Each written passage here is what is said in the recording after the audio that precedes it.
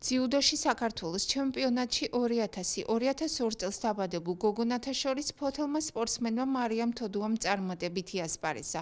მან ბრინჯაოს მედალი მოიპოვა. მარიამმა ჭიდაობის სკოლაში 1 წელია, რაც ვარჯიში დაიწყო.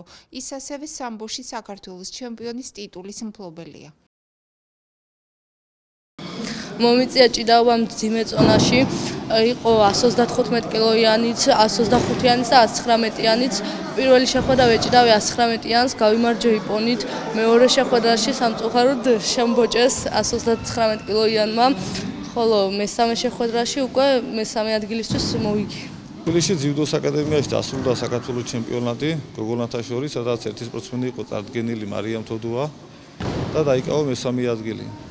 ასევე მარიამი არის საქართველოს ჩემპიონი ჭიდაობას სამბოში და რა ვიცი, ყოველ წელს ველოდებით რომ გააკეთოს შედეგები. ასევე მოუწოდებს გოგონებს რომ დაიწყოს ჭიდაობა მარიამთან ერთად და უსურვებს წარმატებებს. აღნიშნულ ჩემპიონატზე მარიამ თოდუამ მიღწეული შედეგით საქართველოს ნაკრებში დაიმკვიდრა ადგილი და ევროპის ჩემპიონატის საგზური მოიპოვა.